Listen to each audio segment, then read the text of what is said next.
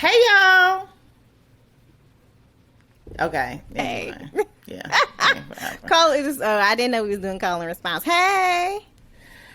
You can tell who was off in church.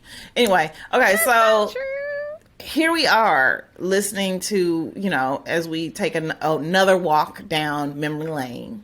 Mm-hmm. This week we are listening to season 3, episode 8.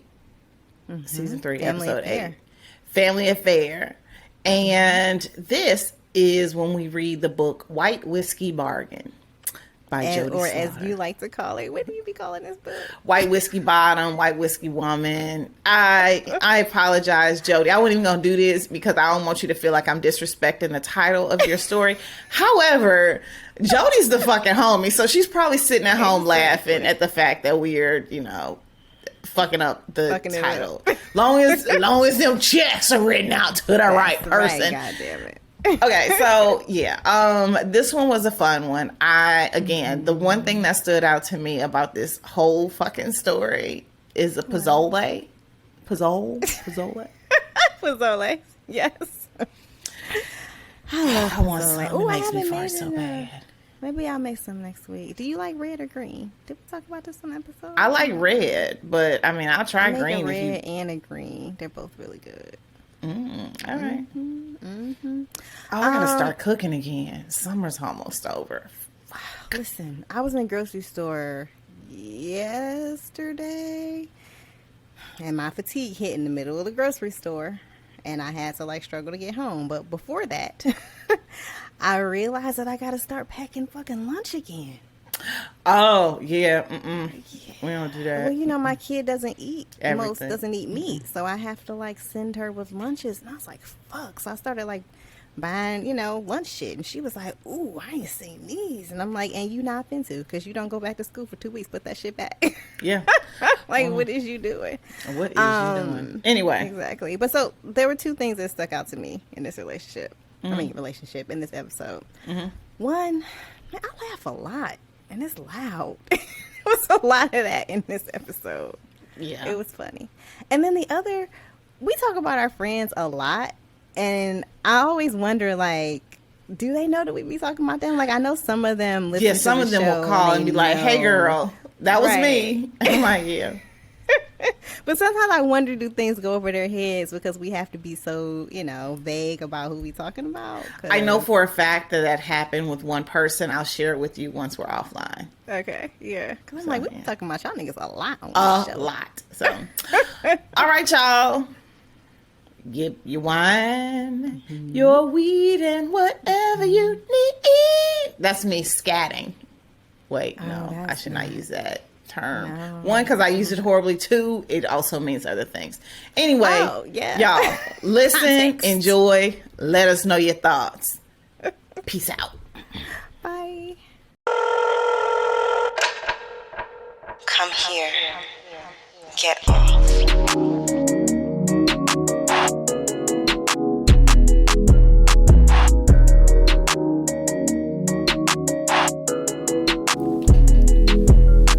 So welcome to this week's episode of The Turn On. Today we are going to read White Whiskey Bargain, which was written in 2019 by Jodie Slaughter. So sit back, relax, get your wine, your weed, and whatever you need, and enjoy.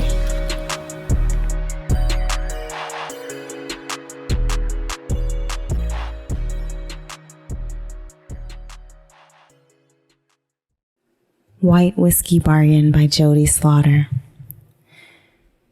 She was incredible, too beautiful for words to describe. And even if there'd been words, I doubted I'd ever be eloquent enough to put a voice to them. How do you normally do this? She asked. Do you watch porn? Sometimes, I said. I hadn't really since I moved into the Hawkins house. I hated how those little earphones felt, and I knew the walls in the house were thin and didn't want to risk making Hannah feel uncomfortable. Lately, my own imagination has been enough. Oh? She smiled and looked at me under those hooded eyes. What have you been thinking about? You, I said simply. I think about you. Tell me. It was technically a demand, but it came from her lips sounding like a plea. My dick was so hard that it pressed upward against my body. I went to tuck the head into the waist of my pants when I saw Hannah looking. She blinked slowly, her face masked as she eyed me, so I left it alone, letting my hardness tint my pajama pants. If we actually did what she suggested downstairs, it wouldn't be in there for long anyway. I want to hear one of the fantasies you have about me. Her voice was soft and husky. Her request should have been easy, but searching through my head, I came across what must have been a million scenarios I made up about fucking her. I decided to go with the most recent. Last night, it took everything in me to brush my teeth before I went to bed because I could still taste your pussy and I didn't want it to go away. I didn't know when I was going to get to have you next, so before I got ready for bed, I decided I want to come with you still on my lips. Hannah's fingers were trailing across her chest, the unpainted nails dragging every now and then. I wanted to lick her collarbones, kiss all over her sweet-smelling neck. I was thinking about what would have happened in that hotel room in Nashville if we'd been ready for all that then. I reached down to adjust myself, squeezing the base of my dick a bit through my pants to try and calm him down. Can I see you, Javier? Hannah sat up a little straighter. Can you take it out? The woman probably could have asked me to jump off the roof of her house at that moment and I would have been inclined to do it. Letting her see my dick was something I was more than happy to oblige her with. I smiled at the soft little moan she let out when I pulled my pants down some and let my cock show. She put her hands on her hips, working her panties down and off her body. Her legs spread more and I could see her bare to me. Her pussy was swollen and so wet and I could see the insides of her thighs shining. Hannah reached over into her bedside table and pulled a couple of things out. She tossed something across the bed at me. A small bottle of lube. That's for you. She held up the other thing with a smile. This is for me. It was a vibrator, or maybe it was just a dildo. I couldn't fully tell, but it was long and black and curved, and I knew immediately that there were very few things in the world I wanted more than to watch her fuck herself with it. Keep going, please. Hannah languidly rubbed the toy against her lips. I want to hear more about what you would have done to me in that hotel room. I meant what I said about you looking fine as hell that night. As I talked, I poured some of the lube into my hands, licking it up before I wrapped my fingers around my dick. Normally, I just used whatever lotion I had closest to me, sometimes even spit. It felt so incredible that I went silent for a few moments. When I spoke again, my voice was gruff. You spent our time at the speakeasy all up against me. The way your legs looked in that dress, that pretty dark lipstick you had on, that gorgeous ass rubbing against my dick while we danced. Everything about you had me wired and ready to fuck. Hannah opened her thighs a little more and pushed the toy inside herself. Her head tilted back as she shuddered at the feeling. I could see goosebumps on the inside of her thighs and I wanted to run my fingers over them. Instead, I stroked myself a little faster, having no shame about working myself over the way I normally did when I was alone. If things had been different, you would have fucked me that night? She slowly thrust the toy in and out of herself. I would have tried to consume you, wife. I would have gotten you out of that pretty dress, stripped you down until you were completely bare for me, and then had you sit on my face. She pulled the toy out of her, and it came to life with the press of a button. She rubbed it over her clit and back and forth down her slit as she stared over at me with darkly brown pupils. You do have a very rideable face. She seemed to like the idea. I would have kept you up there for as long as you could take it. I ran my thumb over the head of my dick. The sensitivity made me breathe a little faster. Then, when you were shaking and soaking from the pleasure of it, I would have fed you my dick. Hannah released a low, humming sound. I've thought about you fucking my face more than a few times. Thought about making you breathless as I worked you over. Thought about you crying out as I took those balls in my mouth. Her confession had me reaching down to tug at said balls, squeezing them just hard enough to make myself moan. Where would you have come, Javier? She was back to fucking herself, her body clutching the vibrating toy as she slid it in and out of her juicy cunt. In my mouth? On my face? I shook my head. Nah, I would have pulled you off me before I came. That face of yours would look beautiful covered in my cum, but I wouldn't have wanted to shoot off so fast. I'd have wanted to get inside you first. And how would you have fucked me, Javier? Every time she said my name like that, all breathy and low, my thoughts scattered for a few seconds. I doubted she knew it, but Hannah was dangerously close to having me wrapped around all 10 of her fingers. Toes, too, if I was being honest. It had been unexpected as hell, but not at all unwelcome, just like me finding myself in her bedroom, getting myself off to the sight and sound of her. I would have had you on your knees first. Those thighs spread wide and your back arched. I already know you would have fucked me back just as good as I gave. I was getting close. I could feel the heat rising in my balls as I slid my hand up and down myself faster. I could see the telltale signs of Hannah, too. Her thighs were quivering a little, and the wet sounds her pussy made were just as loud as her little moans and groans. I would have watched as that ass bounced off me, digging as deep into you as I could. The warm feeling in my balls rose into my shaft, my strokes tugging and circling as I imagined my hand was Hannah's hot, wet pussy. You like it fast or slow, wife? Both, she moaned. Depends on the situation, but I would have wanted you to fuck me fast then. Fast with my hands on your hips, filling you up over and over while you drip down your thighs and on those white sheets. Oh, fuck. Hannah was pounding herself, her ass writhing on the bed as she used one hand to thrust and another to rub her clit. You want to see something, Javier? See what I would have done all over your dick if you fucked me in that hotel room? Show me, baby. I couldn't take my eyes off the space between her thighs. Show me how you would have come all over my dick. She only got 3 more thrusts in and out before she was off. The vibrator was forced out of her, lightly thrown on the bed next to her as her orgasm made her arch off the bed. She gushed, literally, splashes of the clear liquid running from her swollen pussy. There was a lot of it, landing all over her thighs and on the towel below her. Hannah was silent as she came, but just when I thought she was done, she stuck a couple fingers back into herself, then pulled them out, smacking her clit as more came. The moan that left me was in response to her orgasm just as much as it was to my own. My own cum spilled fast, running all over my fist and my stomach, the force even leaving a bit on my chest. I was left breathing hard, my body going slightly numb as my dick still puffed up even after I finished spilling over. Fuck, that was sexy, Hannah breathed, her legs still spread wide as she lay on the bed. I think I'm gonna be obsessed with watching you come now. You? I asked, my eyes wide. Are you kidding me? I had no idea you could squirt. Now I'm gonna want to see that shit all the time.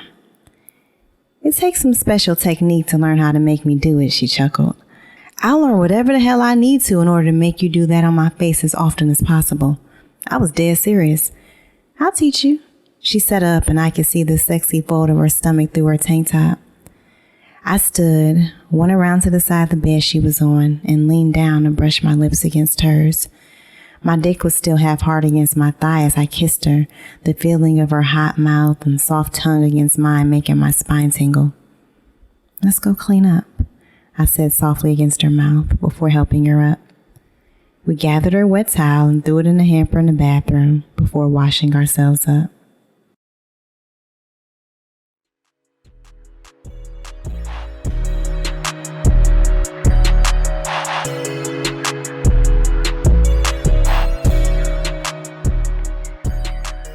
So welcome back. That was White Whiskey Bargain by Jodie Slaughter. And a little background on this book. It is set in Black Appalachia. So I think it's like Kentucky or something like that. And there are two main characters. One is Hannah Hawkins, who is the matriarch of this like huge huge moonshine family that's like running the moonshine in her county. And then there's another family, the Mezas, which is a competing family or whatever. And they, for years have kind of went back and forth with rivalries and who's controlling the game and that kind of thing. But the story opens with the two families realizing that there's another bigger family trying to muscle in the city. So, classic romance trope. They decide these two families are gonna team up. And how are they gonna team up? The way that they formerly do back in olden times, marriage. Mm-hmm. So Hannah, who's kind of the top dog in the Hawkins family, decides to marry Javier, who is the son of the other competing family, right? Yeah. So they meet, marry, hijinks ensue, ... Mm-hmm. Was that it? Yeah, that's good. And that's not really giving anything away because all of that happens in like the first chapter. Yes. But I really like this. I mean, we always do books that we like. I mean, of course. I'm about to say, you didn't think you was going to like it? Not that I didn't think I was going to like it, but I definitely didn't think that I was going to be into it as much as I was. Is it because of the setting? Or? Yeah, I think I was just like, Hatfields and McCoys. This will be a read. I mean, Yeah. But one, Jodie is an amazing writer. Mm-hmm. It just felt good to read the words. It was one of those books where it didn't feel like a chore to read. Mm-hmm. But also, it was really interesting. It was super vivid about explaining, the different distilleries and all of that. I definitely wonder about her process in finding out, and investigating and setting the backdrop of this. So when we have her on, we definitely have to ask her those questions. But also what I loved was that it was clear that Hannah ran the show. Mm-hmm. It was clear that her mother was a woman that knew her shit and ran the show. But it wasn't one of those like after school specialty kind of matriarchies. Where they're like, oh, I'm the matriarch. I'm sitting on the porch and tell you what's going to happen in my life. And you cheering that Cicely Tyson scene at Medea's family reunion. I've never seen that. I don't even know if it's Medea's family reunion, but it's definitely like the matriarchs of the family. But it was just, you could tell it was written as if this was the way of life, Yeah, it was matrilineal. Like that was the way that their family ran everything. And it wasn't like, oh, this is some big deal that the daughter is taking over. Exactly. That is the order of things. Yep. Yeah. And even with Javier's family, Javier's like it was clear in the book that like he was like, I enjoy making moonshine. I like adding cotton candy to the mix or juniper beads, whatever it is.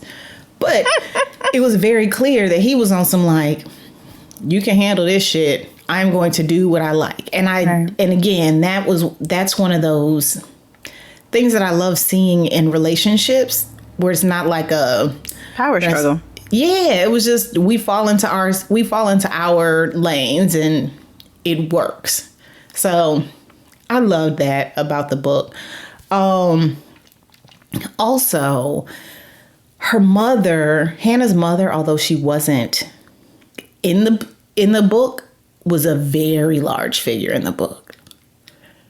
And it was dope. What were we going to say? No, I was just saying, mm-hmm. Yeah.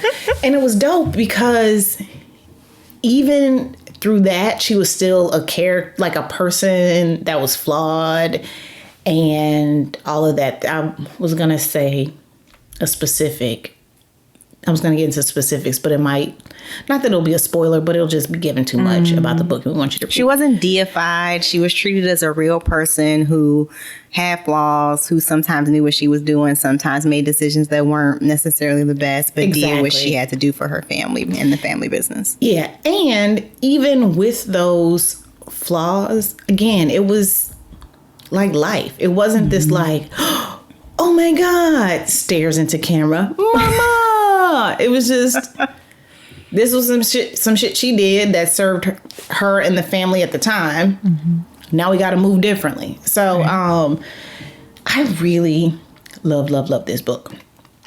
Also, the relationship between Hannah and Javier, they went slow. They moved slow in a realm of like sex. But they connected emotionally. Yeah, but I was about to say, but at the same time, we're intimate, very intimate. And the scene that you read was one of the first times, it wasn't their first foray into something sexual, but this was definitely like one of their first big experiences, which I thought was hot as hell. Like when I read that scene, I was like, oh. Well, it was so incredibly vulnerable. Like showing the way that you get yourself off to somebody who you haven't actually even had sex with at this point. Yeah. And then also just being laid out on the bed with you know, like just the, like spread eagle. Like, exactly. Right. That takes a lot. But again, I think it was beautiful. And also, we've talked about this. We've had our soapboxes about how we need to look at sex as more than just penetration. Envy or strap envy or all the different dick ways. Puss. Yeah. Or any parts other thing that penetrates something else. Exactly. Yeah. And it's more than just that. And I love that they were able to mutually satisfy one another by doing that. Just by like talking shit and watching each other. And it was sexy. It really, really was. I was definitely sitting here reading like, oh, okay. I might have to try that. But you know, I find, and they use lube. Like, let's normalize lube. Stop making it seem like people only use lube when there's something wrong with them. Exactly. Like I use lube every time I have sex. It makes it better. I was like, hey, let's get some lube. He was like, nah. And I was like, I mean, he didn't hawk spit, but you know, it's just like, we can use some lube. Yeah, it's right here. It's okay. Okay, it takes 2 extra seconds for me to get up and get it or for you to get up and get it, but it makes things better and also can reduce some of the trauma to your tissues. Yeah, your lady on parts. The back end. Your not even lady parts, your bit parts. Yeah. Yeah. But the thing is, I feel like a lot of people miss out on this interesting and sexy kind of foreplay or sex because we're so focused on getting to, we're so focused on getting to the penetration part, you know? And so we rush past all the other stuff. And look, I am not one of those people that's like, wait for, you know, baby Jesus to come down on pink organza. Not that person at all. But I also feel like sometimes we rush through some of the sensuality that can help, you know? We were having a conversation the other day with a group of girlfriends about sex, and one of them was like, yeah, I don't really come from penetrative sex. And we were like, oh no, baby. And it's not because, I mean, like some people just don't come from penetrative sex, but. Well, she says she doesn't come from partner sex. Yes. Yeah. And that's where we were like, because then I was like, well, so are you saying you only come when you masturbate? And she was like, yeah. And I was like, okay. well, it's quite normal for people to not come from penetrative sex. I was like, well, everything's normal, but you know what I mean? I was like, but you can be getting yours too while you're having partner sex. In fact, you should be. But I feel like a lot of listening to what was being said there, I think a lot of it was about rushing to make sure her partner was fine and not slowing down and feeling while you're in it. Yes. And so that's why I love this scene, because it was like, let's slow down and feel and make our way through this really delightful, what can be delightful. And like I said, I feel like we miss out on that. Because, I mean, I've been with people and it took a while to get to that.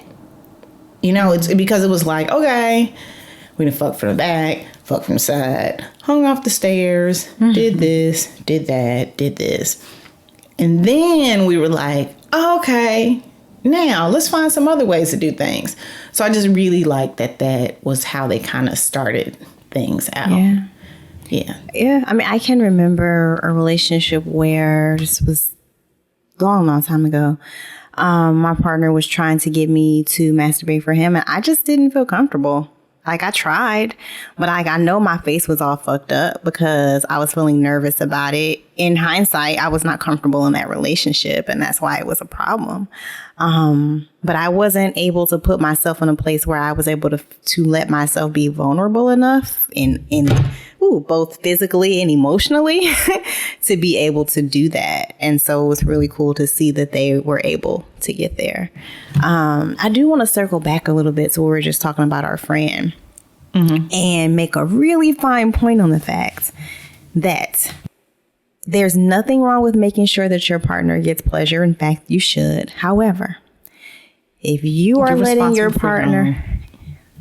That is, yes, that's always the way that you put it. The way that I'm going to put it is that if you are making sure that someone else is getting pleasure to the detriment of getting pleasure yourself, then that is codependency. You need to be making sure that you are also enjoying yourself, or what is the point? And yes, I understand getting pleasure from giving someone else pleasure. Listen, making my partner come from sucking his dick basically puts me into fucking orbit. But then there's something else that happens I get to come to, whether it's in that session or the next one. I'm not sacrificing my own pleasure just to give someone else pleasure. Everybody can have fun. Those things don't have to be mutually exclusive. Yeah. That was a good way to put it, because I'm a little more, fuck it, you should come. Yeah. Okay, Javier was such a gentleman. I don't know if in this scene, you didn't see all of that, but throughout the book, Jodie made consent so sexy in the book. Like, there were so many times where he asked, can I?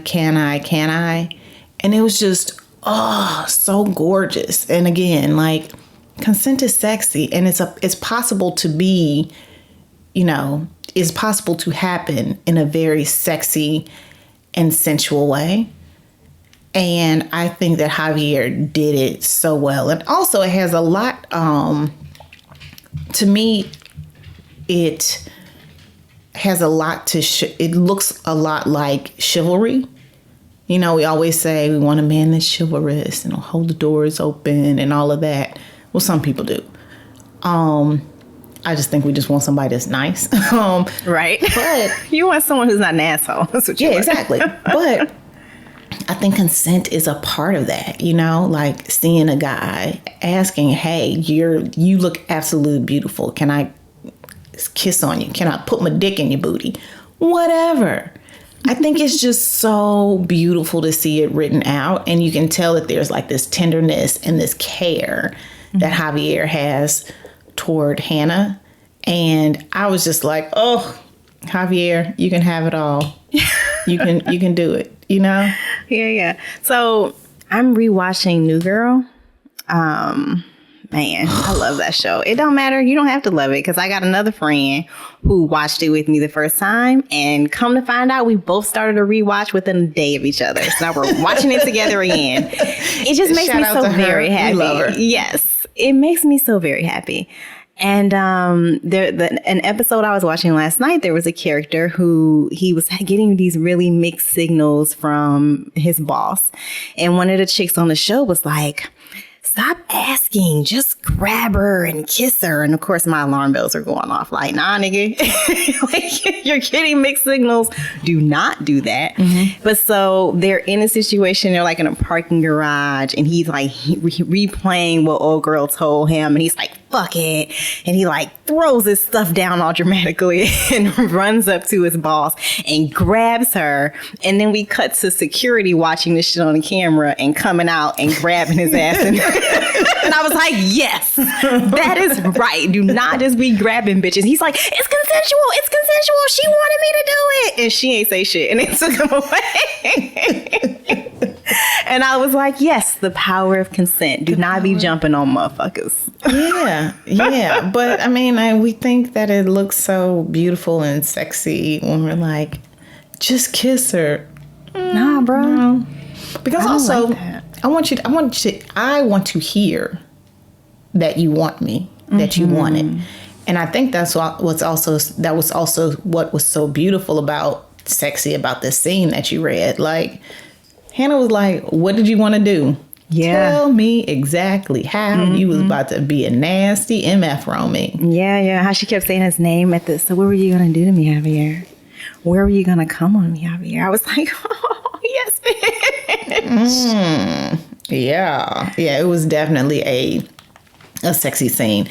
And we need more of this without the, like it models what consent and lube and mutual masturbation, all the other stuff can look like. We had a quickie about our good homie dry humping. And we mentioned that to another person we were interviewing, another guest. And she was like, yeah, like it's especially in queer relationships. Yeah, she was like lesbians do hump all the time. And I thought about it, I was like, ooh, I do like a good hump. Okay. Squirt. Oh, yeah, that was a nice surprise. Yeah, that was a great surprise. Yeah. So I spent a lot of time in quarantine with my good friend, Ambien, also Jerome. And I squirted. I was so proud of myself. Yeah. Because at first I've been reading about it, legit, like, I ain't got nothing else to do. Let's figure this out. Bitch, it scared the fuck out of me. First, I had to change my sheets. Like, I mean, not that it scared me, but it was one of those, like, you know how you're like popping a Jack in the Box and you're like, dun, dun, dun, dun, dun, dun, and you like, and then it pops out and you're like, nigga, I knew the song. I knew it when it was going to come out. I heard the click, but I was still like, oh shit. That's how it was. Like, it was great, but I was like, oh shit. I was like, this is a lot. It was a lot because, again, I'm like, okay, now I gotta clean up my sheets. I had to like change everything because it was like, it was some pent up energy that happened. Had to come out. So I was very much like, ooh, now, and guys like this, and not from this is grody standpoint, just the whole bed's wet. Like, who gonna sleep in a wet? We both gotta sleep in a wet spot. Like, it was one of those, like. But see, what I liked about this scene in this book is that there was none of that. Yes. He was turned on. There was no embarrassment. There was no, because I think a lot of times where like folks don't necessarily want to share that they can do that or that part of themselves because they don't want to be judged in some type of way or want, somebody to say some shit about having to clean up. Like, he just said, all right, let's go get cleaned up. He picked up her towel. He put that shit away. They went and handled their business. And it wasn't a whole thing except for the fact that he was excited and wanted to help her do it. It was like, ooh. Yeah, Y'all like know I you love do that was the way that Jodie wrote it. I know I too, earlier this year, I think it was before the pandemic though, was researching how to make it happen because I'm always on the precipice. There's a particular position that we use that puts me so close. And he's always like, let it go. Yeah. And I'm like, no, nigga, I don't want to clean up. He's like, I'll help you clean. Let it go. But it's my honestly, the fact that I don't feel like having to deal with the aftermath of it, which sucks because I feel like it would be an amazing release. Yeah. But I always stop myself before I can get all the way there. Oh, yeah. Now that I've done it, it's like a party trick. I mean, not that I do it as a party trick, but it's definitely like, hey. Because now that it's happened, I'm like, I was almost there so many times, and I just was afraid to let go. So how did you in that time, like, let go? Like, for real, just be like, okay. One, I ain't had no dick in like a month of I'm blanking like hard, a month of Sundays. So it was like, ooh, we're gonna let's see if we can make this happen. And it took it's kind of like when you do anal for the first time, like you gotta get your mind right. It was one of those like mind over matter, just make it happen things. And then once it happened, then I was able to do it more. You know, like, does that make sense? Yeah, it does. So, yeah. And it's great. It's great. I'll certainly be doing it at a booze house. Damn. Like, yeah, well, that bed's a mess. I gotta go home to my Time to drive-in. go. Sorry. It's been fun. Gotta get up for work early in the morning. That's fucking terrible. I know. Terrible. But a bitch gonna do it anyway. So yeah, I love the fact that she did it and he found it hot. And yeah, I used to believe that like squirt wasn't a thing. I used to be like, these bitches paying. Yeah. But Yeah, no, it's real. yeah, and maybe it's just because I deal with like nasty, freaky ass men, but they're all like, squirt on me, squirt on me. I don't think I've ever like, I mean, not that I've squirted on all the guys that I've dealt with, but they nasty, so I think they go for it all. What's nasty, really? Right? Let's say that. I'm nasty. Tonight, living in a fantasy. On little nasty world. Tonight, don't you want to come with me? Do you think I'm a nasty girl? No. Okay. All right. I love you too. Okay, so do you have anything else you want to share about the book, about the scene? No. Again, Jodie did an fucking phenomenal job on like painting the backdrop of this being based in Black Appalachia. So we're interviewing her next week, right? We are, yeah. Yeah, so I really want to like delve deep into why she, why she chose this, how she, how she did that. And as a woman, as a co-woman of someone, who are both from the Midwest. I'm like, what is a co-woman? Okay. I'm just like, I was so confused. Yeah, I was like, where's this sentence going? Okay. I didn't know until it came out. Shit. That's what it's like dating a Gemini. We just see what words tumble out and we'll see where this goes. Oh, Lord have mercy. Your daughter was like driving you crazy about this earlier, probably. Anyway, it was great to see like a lesser known area showcased. I mean, and even now, I feel like we deal with some Midwestern cities, but Yeah, but I feel like it's usually Chicago. like Chicago, which is fine. I love Chicago, except for when that hawk come. But there's a lot of other cities. Yeah. I've had people ask me, so is it just cows and cornfields? And I'm like, nigga, I never saw a cornfield until I drove to the East Coast. Drove out, yeah. Uh-huh. Like, what are you talking about? That's not Like, a man, thing. do you remember seeing the East 99 videos from Bone Thugs and Harmony? Yeah, it's a whole ass city in a Little surrounding cows. metropolitan area. Exactly. But yeah, so this was a beautiful book. And again, I love the whole, just the matriarchal structure and how she was a boss bitch without it being like, I stepped out my platinum Jag with my white suit and my foxtail collared jacket and my nameplate that said boss. Even though I completely wrote a scene in my head that I plan on I was like, that was right so there. specific. But I'm going to do it. I'm going to be in a foxtail suit. What's a foxtail suit? A foxtail, and you put in the cover, the thing goes around your neck. So it's just a suit with a fox foxtail. around your neck? Mm-hmm. Okay. A foxtail is furry. I'm allergic to fur. So Y'all, Killa is allergic to like the nice shit. I like that's the best way to put it. Okay, y'all. So what's turning me on this week is this remote control love egg vibrator. And again, y'all know I like a toy that I can play with by myself or with a partner. And this one is that. So it's like a little egg. It's a little rumbly egg. You go and you put it up your orifice. And don't put it up your bum because it doesn't have it doesn't have a flange. Yeah, it doesn't have a flare tip. So let me not even imply that. Put it in your vagina. And it has a remote control. And so I like it because I can, be stimulating my clit and then also have some inside rumbly action. Or if you want to take the fun on the go with your closest friends, hand them the vibrator and let them go to town on you.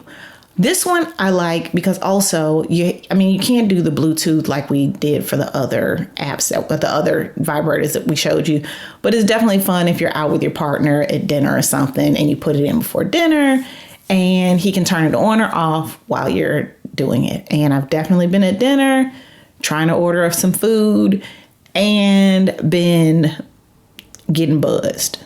So I love it. It's cute. It's a fun little toy for a group. It reminds me of those, you're on TikTok now, so welcome. Those TikToks where women send their partners a nasty text in public. And so they'll be like at a cookout and then their husband like looks up and looks around and like starts gathering the kids to go. We gotta go. It reminds me of that because you can be minding your business, making sure you get extra guac or extra sour cream on the side, and then zzz, rumble, rumble, rumble, rumble, rumble. So I like it. It's not super expensive. We will drop the link in the show notes. So please order it. Yeah. You got That any? sounds pretty dope. Okay. I guess I just want to highlight that it's for someone who is close by. Looks like it can be used for up to 5 meters away. So it's not one that someone can, Don't be clear the across country the state trying now. to, trying to hit you up. It's got to be somebody who you are in close proximity to. But I like that it's tiny and discreet, and for real, you could just have it up in there and just be hanging out. It'll be hanging out all right. It'll be hanging out. So, and it has speaking of hanging out, it has like a little loop on the bottom of it so you can pull it out. So you're not like, digging around in there. Dope. So, That's what's up. All right. That's what's turning us on. And with that said, this is Erica. And Killa. Two hoes. Making it clap. Clap, clap. Use the... Whatever. It's fine. You love me anyway. I have no choice. It's true. This episode was produced by us, Kenrya and Erica, and edited by Ballistic. The theme music is from Brazy. Hit subscribe right now in your favorite podcast app and at youtube.com/The Turn On Podcast so you'll never miss an episode. Then follow us on Twitter at The Turn On Pod and Instagram at The Turn On Podcast. And you can find links to books, transcripts, guest info, what's turning us on, and other fun stuff at theturnonpodcast.com. And don't forget to email us at theturnonpodcast@gmail.com with your book recommendations and your pressing sex and related questions. And you can support the show by leaving us a 5-star review, buying some merch, or becoming a patron of the show. Just head to theturnonpodcast.com to make that happen. Thanks for listening, and we'll see you soon. Holla.